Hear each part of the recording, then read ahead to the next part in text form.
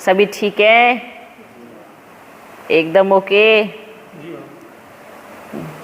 उदास उदास बैठे हैं सब हैं। आप नीचे कुछ बिछा के बैठो। आज बाप दादा अपने प्यारे बाबा का, अपने को दादा को, अपने बाबा को दोनों है ना, दादा भी है तो बाबा भी है। तो आज अपने प्यारे बाबा का आप सभी बच्चों को याद प्यार बाबा ने आप सभी बच्चों को याद प्यार भेजा है। सभी बच्चों को नाम सहित याद प्यार। सबका नाम क्या है? मैं आत्मा। कौन कौन आत्मा? भाग्यशाली आत्मा। मैं आत्मा परम पदम भाग्यशाली आत्मा हूँ। देखो बाबा मुझे याद प्यार देते हैं। अच्छा, सब ठीक है। सेवाएं कैसी चल रही है? सेवा तो अब चलने वाली है। तैयार हो जाओ, ताकत भर लो अपने में अच्छे से, ठीक है? अभी चाबी भरेंगी, गाड़ी कहाँ जाके रुकेंगी मालूम नहीं है, स्टॉप कौन सा होगा, ठीक है? इसलिए खा लो भले अच्छे से। आप बोलना नहीं फिर बाद में बाबा आपने बताया नहीं, ये नहीं क्या, ऐसे नहीं क्या, ठीक है? ओके, पहुँच गए? अच्छा अच्छा अच्छा बच्चों, सब ठीक है ना? आप ठीक हो? अच्छा, देखो अपना पुरुषार्थ इतना अच्छा करना है, इतना इतना अच्छा पावरफुल योग रखना है। आप इधर बैठे हो पर सारी दुनिया में फेमस हो गए हो। हाँ, ये मत सोचना कि इधर हमें इस कमरे के अलावा और कोई नहीं जानता। देखो अब अपने आप तेजी से प्रत्यक्षता हो रही है, अपने आप। कोई भले पहले नाम भी नहीं जानता होगा पर अब सब जानते हैं, तो जानेंगे भी आगे। समय इतना तेज रफ्तार पकड़ रहा है, इसलिए क्या करना है? समय बर्बाद नहीं करना है, समय वेस्ट नहीं करना है, समय को दोस्त बनाकर साथ साथ चलना है। समय अच्छा कब रहेगा? समय अच्छा कब रहेगा? जब हम समय का सदुपयोग करेंगे, जब हम समय को सफल करेंगे, तभी समय अच्छा होता है। कोई ये बोलते हैं ना बार बार, मेरा समय अच्छा नहीं चल रहा, मेरा समय अच्छा नहीं चल रहा। अरे ऐसा नहीं होता, आप अच्छे नहीं चल रहे, इसलिए समय क्या करेगा, है ना? तो सारा दोष किस पे नहीं देना है? किस पे नहीं देना है? समय पर नहीं देना है। कि अगर कहे कि मेरा समय अच्छा नहीं चल रहा है, मेरा भाग्य अच्छा नहीं है, मेरा नसीब अच्छा नहीं है, नसीब बिगाड़ना और बनाना किसके हाथ में है? अपने हाथ में है। कोई आपका नसीब और कोई आपका बिगाड़ नहीं सकता, कोई आपका नसीब नहीं बना सकता। आप अपना नसीब खुद बना सकते हो, अपना भाग्य खुद उदय कर सकते हो और अपना भाग्य खराब भी कर सकते हो, है ना? भाग्य विधाता बाप आया है ना? हमारा भाग्य अर्थात भविष्य लिखने। बाबा क्या कर रहे हैं? अभी बड़े प्यार से बच्चों का हाथ पकड़ के, कलम पकड़ के सबका भाग्य लिख रहा है। लिख रहे हैं ना? लिख रहे हैं ना? कैसे लिखते हैं? जैसे छोटे बच्चों को पढ़ना लिखना नहीं आता तो वो क्या करते हैं? जो छोटे बच्चे जो पहली क्लास में जाएगा, उसको पढ़ना लिखना नहीं आता, तो उसका पिता उसको क्या करेगा? उसका पेन, पहले उसके हाथ में ही पेन पकड़ाएगा, फिर उसका हाथ अपने हाथ में लेगा, फिर लिखेगा। ऐसा ना? तो अपना बाबा क्या कर रहे हैं? क्या कर रहे हैं? कलम तो आप ही के हाथ में है, पर आपका हाथ बाप ने पकड़ा हुआ है और बड़े अच्छे सुंदर शब्दों में, अक्षरों में आपका भाग्य लिखा जा रहा है। तो खुशी मनानी चाहिए कि मेरा जो हाथ है ना वो भाग्य विधाता बाप के हाथ में है। नशा होना चाहिए, मुझे क्या चिंता, जब मेरे भाग्य की कलम, मेरा हाथ मेरे बाप के हाथ में है तो एक पिता अपने बच्चे का भाग्य कैसे लिख सकता है। सोचो, ये नशा नहीं उतरना चाहिए ना। बुद्धियोग बार बार क्यों भागता है, क्यों? जब हम भाग्य विधाता बाप से अपना हाथ छुड़ा देते हैं और हाथ छुड़ाया माना गिर पड़ते हैं। ठीक है, तो सभी बच्चे ध्यान रखें, विशेष ध्यान रखें कि कभी भी कुछ भी हो जावे, कोई भी परिस्थिति आ जावे, क्या करना है? क्या करना है? कहाँ तो बच्चे बोलते हैं हम नहीं जाएंगे, हम बाबा तो है ही नहीं, भगवान तो है ही नहीं, भगवान ऐसे थोड़ी करता है। पर उनको अपनी गलती कब दिखती है क्या? ऐसे भी बच्चे हैं। ये सूक्ष्म चीज़ें आप बच्चों को बता रहे हैं। जो बच्चे कहाँ बाप से नाराज बल सेंटर में आते हैं, दीदी ने कुछ बोला, नाराज किससे हो जाते हैं? अरे भगवान के घर में ऐसे चलता है, भगवान के बच्चे ऐसे करते हैं, ऐसे करते तो भगवान नहीं है ना, भगवान के बच्चे हैं। आपने भगवान की तुलना किससे की? किससे की? मनुष्यों से की, एक दीदी से की, एक भाई से की। तो भाग्य किसका खराब होगा? आपका ही होगा। आपने तुलना ही क्यों की? तुलना क्यों कर रहे हैं आप कि वो ऐसे थोड़ी होते हैं उसके बच्चे? क्यों नहीं होते? क्यों नहीं होते? सब है ना बच्चे, भगवान के तो सब बच्चे हैं। देखो कितने पाप कर्म करने वाली आत्माएं भी है, वो किसकी बच्ची है? भगवान के बच्चे हैं। दिन रात जो गंद खाने वाले हैं वो भी किसके बच्चे हैं? फर्क एक है, कपूत और सपूत है। बच्चे तो दोनों हैं, पर कपूत और सपूत। अगर कपूत को देख करके आपका निश्चय डोल रहा है तो ये कौन सा प्यार है भगवान से? कौन सा प्यार है?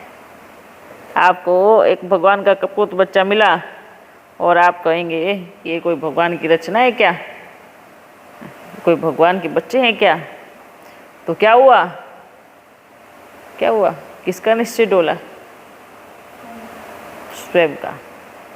सोचो नहीं, उसकी तुलना किसी मनुष्य से नहीं कर सकते, इसलिए उसको भगवान कहा गया है, इसलिए उसको परमात्मा कहा गया है। जो मनुष्य की किचपिच से बहुत परे होते हैं उसको परमात्मा इसलिए कहा गया है। तो कोई मनुष्य की तुलना उस ईश्वर से करना ये शोभता नहीं है। और तुलना करके मूर्ख बन जाना, नाराज हो जाना, भगवान को गाली देने लग जाना, ये बड़ी मूर्खता हो जाती है। निश्चय डूल जाना, ये उन बच्चों की निशानी है जो किसी दीदी से या किसी भाई से नाराज होकर घर में बैठते हैं और फिर भगवान को गाली देते हैं। ये उन मूर्ख बच्चों की बात कर रहे हैं। ठीक है, अब दूसरे बच्चे हैं, बाप का तो बने हैं, पर कर्म अकर्म विकर्म की गति का गहरा राज ही नहीं समझ में आया, कर्मों की गहरी गति समझ में नहीं आई, तो हाफ कास्ट ब्राह्मण है। हाफ कास्ट ब्राह्मण किसको कहते हैं? दुनिया में बोलते हैं एक मुख वंशावली ब्राह्मण है, एक कुक वंशावली ब्राह्मण है। मुख से पैदा होने वाले, तो एक तो धर्म का ब्राह्मण होता है ना, धर्म से, और एक कर्म से ब्राह्मण होता है। और मानो बाबा के जितने भी बच्चे बन रहे हैं वो कौन से हैं? ब्रह्मा के मुख से पैदा हुए, लेकिन उसमें भी कैटेगरी है, ऊपर नीचे है। ठीक है, अब जिन्होंने बाप को पूरी रीति नहीं जाना, जान करके भी अनजान बने रहे, ज्ञान है पर ज्ञान का यूज नहीं किया, कहने मुआफिक है पर प्रैक्टिकल नहीं किया,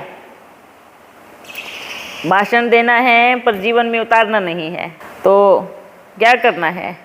जो कर्म के सोचो, विचार करो हाफ कास्ट किसको कहा जाता है?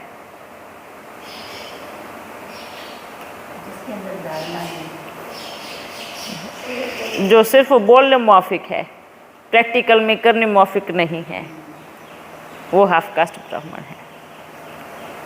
बाप ने बोला तो है, सुना है, पर किया नहीं है। बाहर दुनिया में बड़ा अच्छा ज्ञान सुनाएंगे पर जीवन में उतारेंगे नहीं, वो हाफ कास्ट ब्राह्मण है। बाप को तो बड़े अच्छे से मानते हैं पर बाप की बिल्कुल नहीं मानते, वो हाफ कास्ट ब्राह्मण है। जो श्रीमत का पालन नहीं करते, वो हाफ कास्ट ब्राह्मण है। वर्दी पहनने से कोई ब्राह्मण नहीं बनता कि वर्दी पहन ली और ब्राह्मण बन गए। कोई बिल्ला लगाने से ब्राह्मण नहीं बनता कि बिल्ला लगा दिया और दिखाया कि हाँ मैं ब्राह्मण हूँ। ब्राह्मण किसको कहते हैं? कर्म का।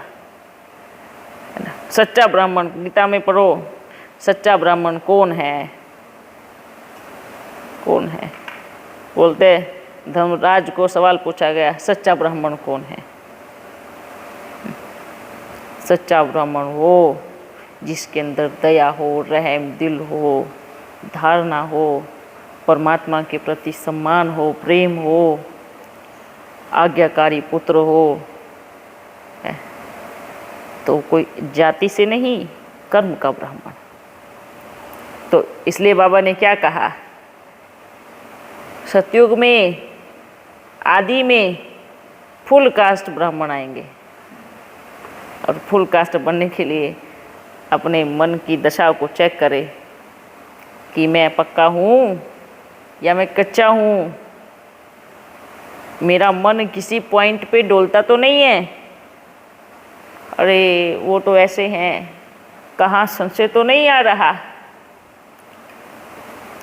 कहाँ मैं किसी मनुष्य को देख करके परमात्मा के अंदर तो कमियां नहीं निकाल रहा। कितनी अच्छी बात है। हर कोई बच्चे आज ये कहते हैं ना, भगवान ऐसे क्यों आएगा, क्यों आएगा, भगवान को क्या पड़ी है, ऐसे बच्चे बोलते हैं। भगवान इतनी बड़ी स्टेज पे बैठा है, वो आकर के ज़मीन पे बैठेगा है? वो जो स्टेज बनी है वो ज़मीन पे टिकी हुई है, वो कहीं हवा में नहीं उड़ी हुई है कि भाई हवा में नीचे कुछ है नहीं और हवा में उड़ रही है तो वो स्टेज बनी हुई है। वो कहाँ से बनी है? ज़मीन से जुड़ी है। तो आकर के बाप ने बच्चों को नीचे से ऊपर उठाया है और उस बाप को अब जब वो आया तो नीचे तो आया ना। पहले भगवान अगर उसको हवा में ही काम करना होता तो आता ही क्यों? तो पहले नीचे खुद आया, खुद उतरा। आप बच्चों के लिए वो धरती पर उतरता है, इस पतित सृष्टि पर उतरता है। तो क्या हम उसको ये कहते हैं भगवान ऊपर छोड़ करके नीचे क्यों आएगा? क्यों आएगा? इतना प्रेम है उसको, इसलिए आया है। तो ये विचारधारा जो है सभी बच्चे अपने अंदर से निकाले। और दूसरी बात, आज समाचार तो उनको भी देने आए हैं, क्योंकि इसलिए बाबा बोल रहे हैं कि बाबा देख करके आए हैं, सुन भी रहे हैं, देख भी रहे हैं। बच्चियां जितना भट्टी कर रही है, जितना योग कर रही है, उसमें किसको याद कर रही हैं?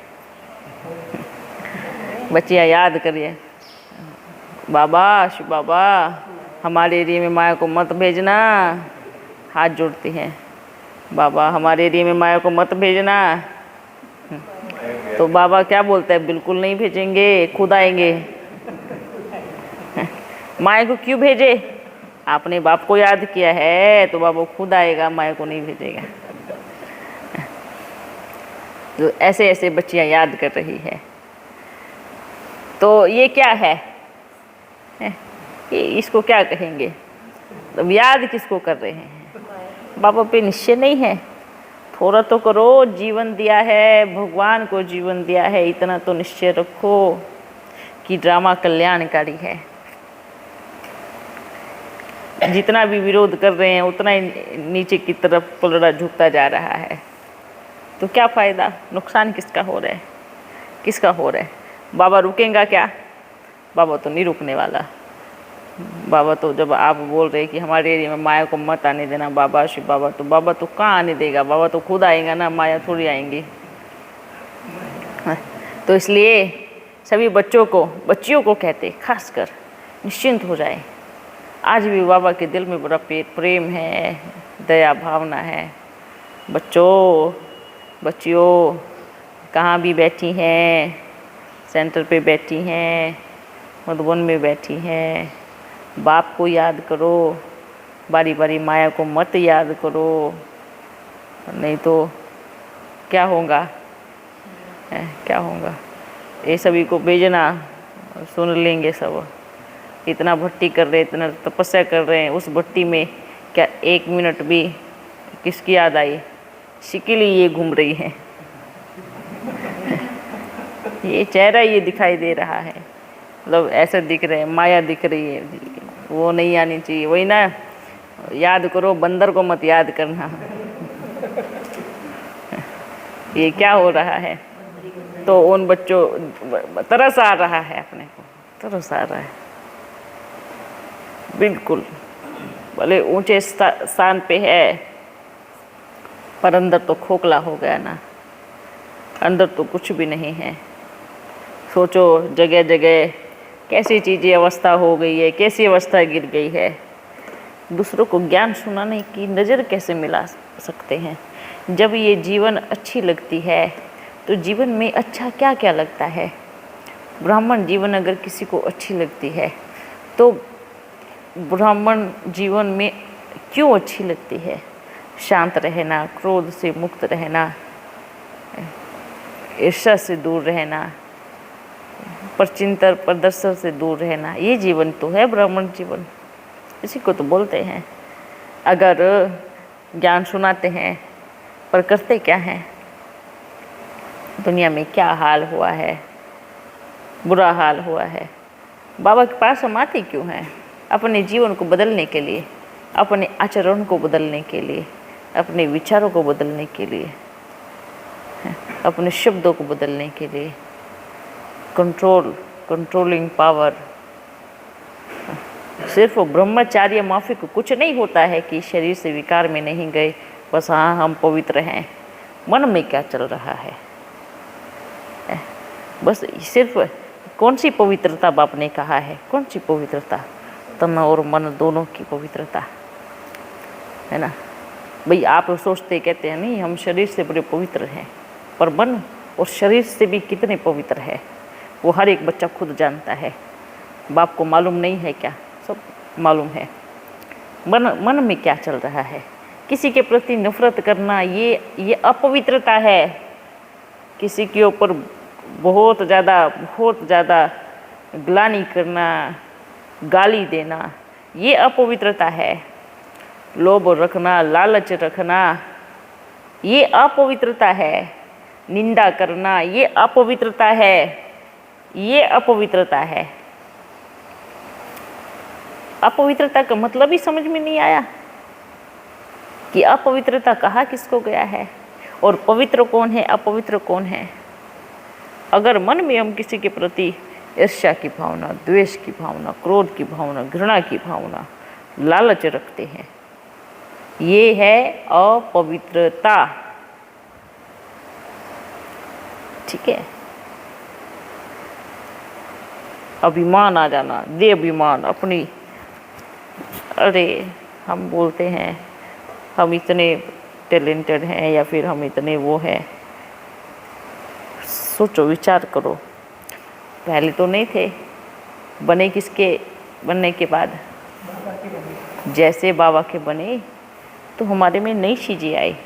बाबा ने विशेषताएं दी, वरदान दिए, सिखाया, समझाया। नहीं तो जीवन बीत जाता है, किसको क्या पता क्या हो रहा है। और उन सब चीज़ों का अभिमान आ जाए तो ये है अपवित्रता। अपवित्रता का सही मायने में मतलब समझे और अपने जीवन को बदले। ये सभी बच्चों को संदेश देना। ठीक है। किसी से नफरत करना, इसको अपवित्रता में गिनती कर लेना। बहुत ज़्यादा क्रोध करना, उसको अपवित्रता में गिनती कर लेना। लालच रखना, लोभ रखना बहुत ज़्यादा। निश्चिंतता है क्या जीवन में? किसके जीवन में निश्चिंतता है? किस लिए इकट्ठा कर रहे हैं? किस लिए झोली भर रहे हैं? कहाँ लेके जाएंगे? अंतिम समय में क्या होगा? कुछ नहीं होगा। इसलिए पवित्र और अपवित्र कर्म के ब्राह्मण सब बने। ठीक है, कर्म हमारे कैसे होने चाहिए। ओके बच्चों, ओके। इस पे ओम लिखा है, लक्ष्मी रखी है, गणेश रखा है। लक्ष्मी के नीचे शुभ लिखा है, गणेश के नीचे लाभ लिखा है।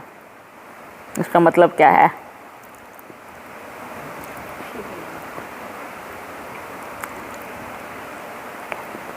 बताओ।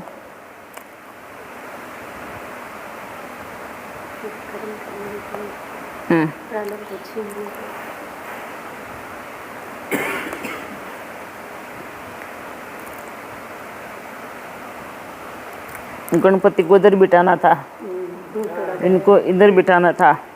गणपति के नीचे शुभ लिखना था, सरस्वती के नीचे लाभ लिखना था। बनाने वाले ने गड़बड़ कर दिया। हम लाभ तो लक्ष्मी जी के लिए, लाभ तो लक्ष्मी जी के लिए लिखते हैं ना, शुभ गणपति के लिए लिखते हैं। जिन्होंने बनाया उनको पता ना, इतनी प्लेटें बनाते हैं। कहाँ से आई मालूम नहीं है बाबा। और आपको इस समझ में नहीं है कि शुभ और लाभ कहाँ लिखा जाता है।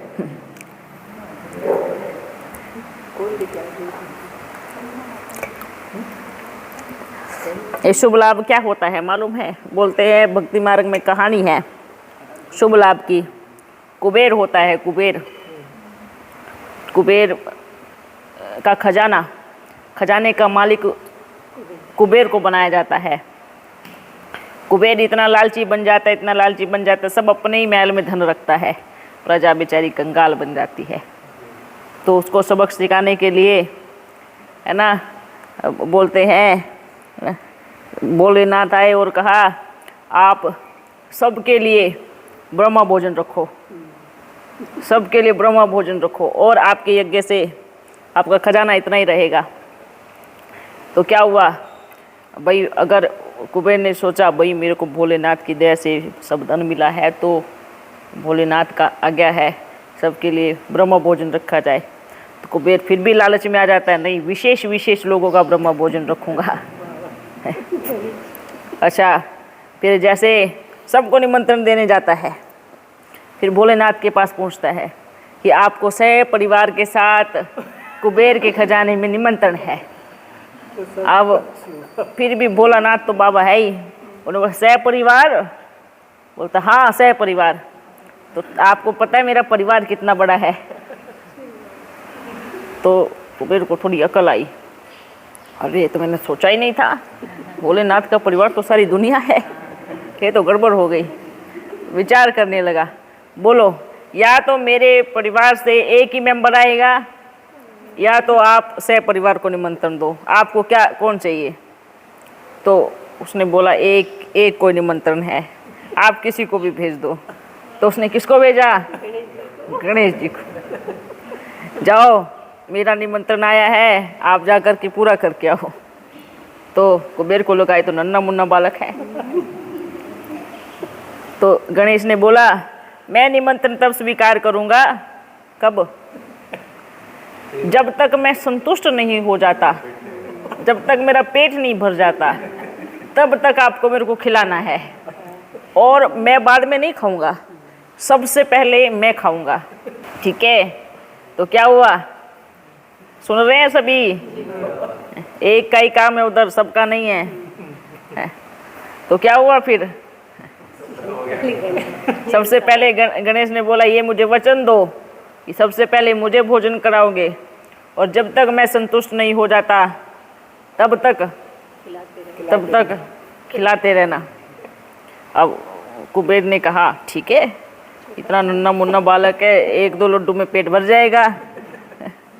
तो कुबेर बड़ा खुश हो गया, चला गया। वाह भाई, सब तैयारी की, गणपति को बिठाया, गणपति को बोला आने दो, सब आने दो, भंडारे का भोजन खत्म।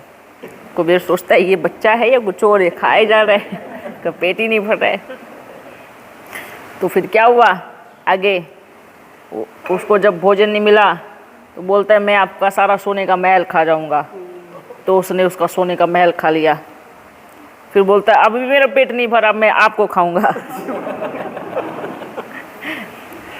तो कुबेर पे जितना धन दौलत था सब गणपति खा गया और बाकी बचा अकेला कुबेर। अब किया लंबा मुख कुबेर को मुंह में डालने वाले, तो तुरंत भोलेनाथ प्रकट हुए। अभी रुको, अभी बहुत हो गया, कितना खाओगे। तो उन्होंने कहा कि मेरा पेट अभी भरा नहीं है, मैं क्या करूं, मुझे खाना चाहिए।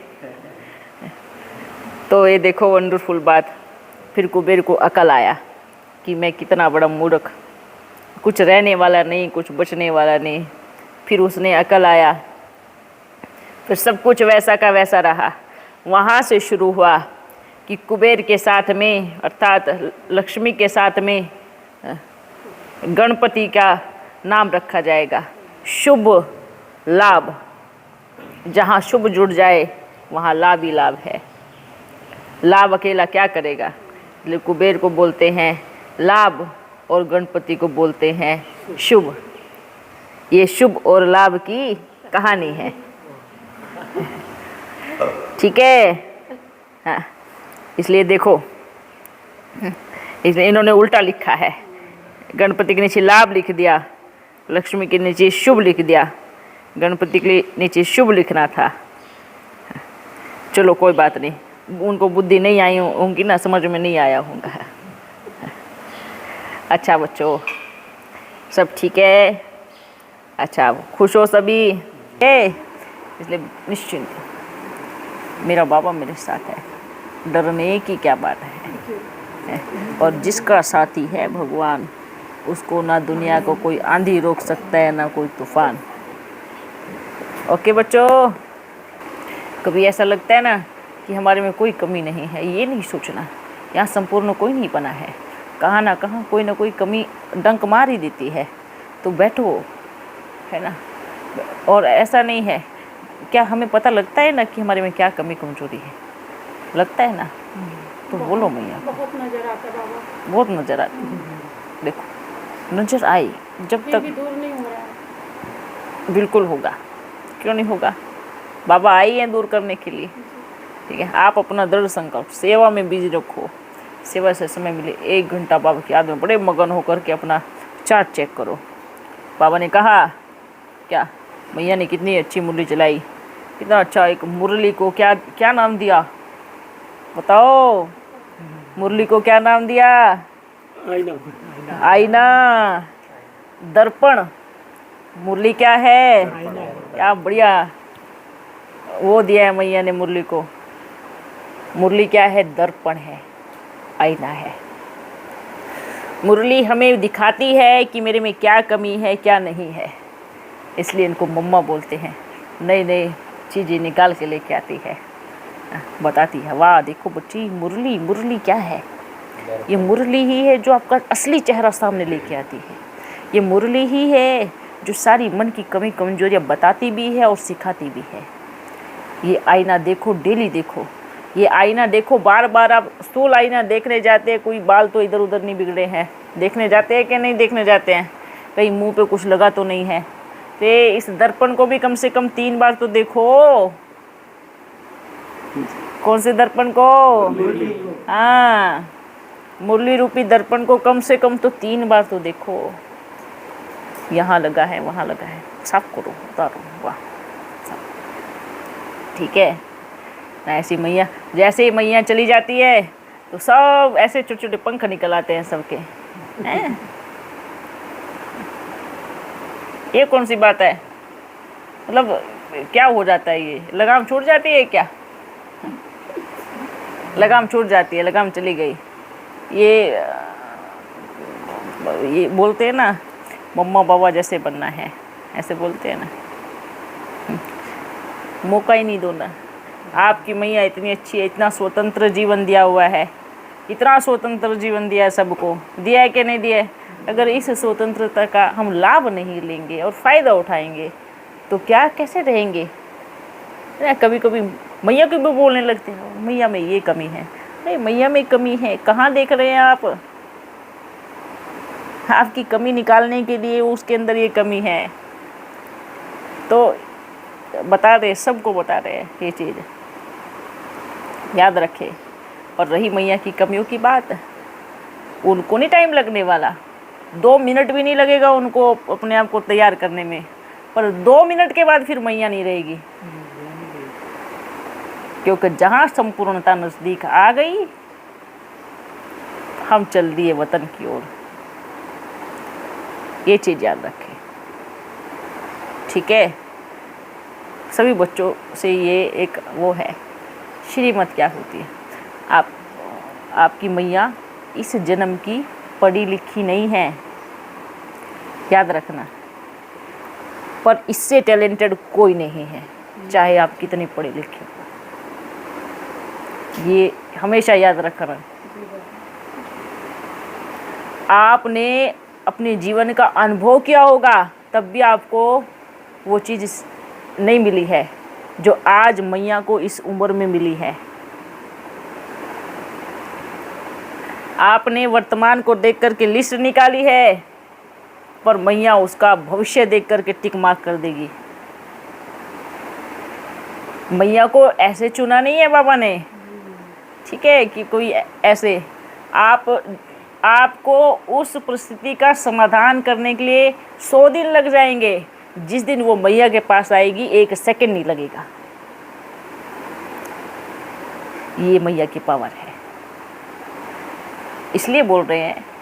आप उनको बड़े साधारण रूप से देख रहे हो भले, और वो साधारण बनती है क्योंकि आप बच्चों के जैसी बनती है, पर वाकई में इनका पिछला रूप नहीं देखा है आप सबने, अपन ने बड़ी गहराई से देखा है।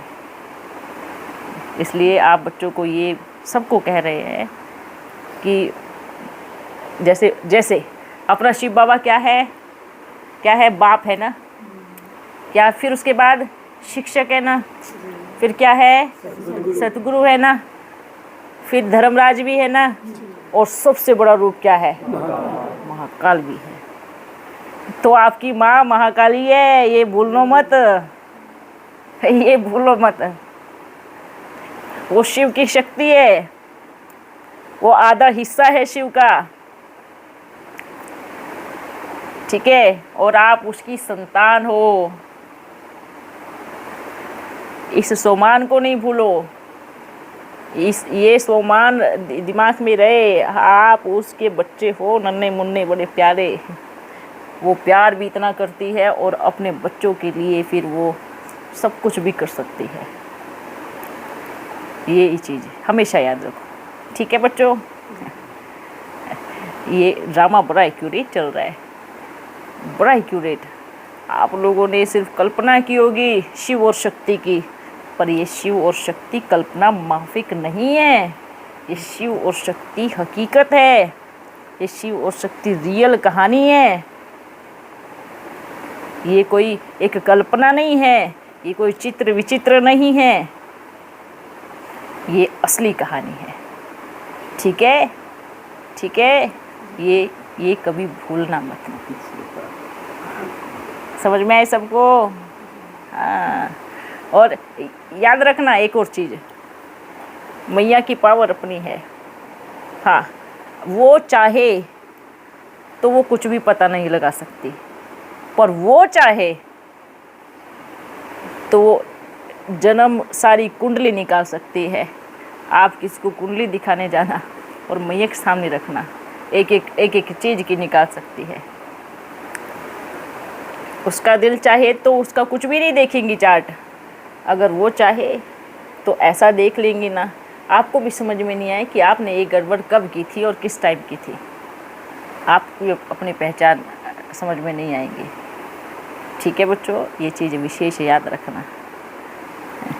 क्योंकि इतनी उम्र में परमात्मा आ रहे हैं और स्वयं परमात्मा ने इनको चुना है। वो आत्मा देखो, इनका अनुभव क्या है वो देखो। इतना तो 80 साल के बुजुर्ग हो जाएंगे ना, तब भी उनको ये अनुभव नहीं आएगा जितना आज मैया लेके बैठी है। सबके प्रश्नों का बहुत अच्छे से उत्तर देती है। सोचो, हाँ वही तो बोल रहे हैं, आप उस परिस्थिति में 100 दिन तक उलझे रहेंगे। जैसे मैया के पास आएंगी 1 सेकंड में ख़त्म। और दूसरी बात, अगर आपने कुछ पूछा मैया से, सच्चे दिल से अगर आप मैया मानते हो, आपने कहा मैया ये काम करे क्या, अगर मैया ने बोल दिया भल करो, फिर पूछो मैया आप बता दो। फिर भी अगर मैया ने कहा नहीं करो तो वापस सवाल मत उठाओ, सच में मत उठाओ, क्योंकि नहीं करो, सच में नहीं करो, फिर भी आप करेंगे तो आपको नुकसान भारी हो जाएगा। एक बार ज़रूर पूछना सच में, क्योंकि जब वो बोलते ना करो तो उसके अंदर से निकलेगा, और जब उसने आनाकानी कर दी ना, मत करो, बिल्कुल मत करो। आप फोर्स भले करेंगे, फिर क्या होगा, क्या होगा, आपका काम हो जाएगा, पर जितना सफलता उसमें मिलनी चाहिए, जितना वो तीव्र गति को पाना चाहिए, वो नहीं पा सकता। ठीक है, इसलिए हमेशा याद रखो। ठीक है, हाँ ओके बच्चों, ओके, ठीक हो ना, मन लग रहा है ना। अब तो जाना कहाँ है, कहीं जाना है, नहीं जाना ना। जीना तेरी गली में, मरना तेरी गली में, मिट जाएगी मेरी दुनिया तेरी गली में, है ना, यही है ना, ऐसे ही बोलते हैं। किसकी गली में, बाप की गली में जीना, बाप की गली में मरना, क्योंकि ये गली ऐसी है, एक बार आ गए तो नशा ऐसा चलता है ना। बोलते हैं ना, दुनिया के पागल खाने में जाओगे तो आना आसान हो जाएगा, पर इस पागल खाने में अगर आ गए तो जाना मुश्किल हो जाएगा। ठीक है, ये तो ऐसा पागल खाना है जिसको नशा चढ़ गया, वो तो बस वहाँ जाएगा ना तो इधर ही आएगा, मेरे को उसी पागल खाने में जाना है। यही पसंद आता है ना, ये ऐसा प्रेम है। समझदार पागल है सब यहाँ पे। क्या है, समझदार पागल है। ठीक है, फिर मिलेंगे।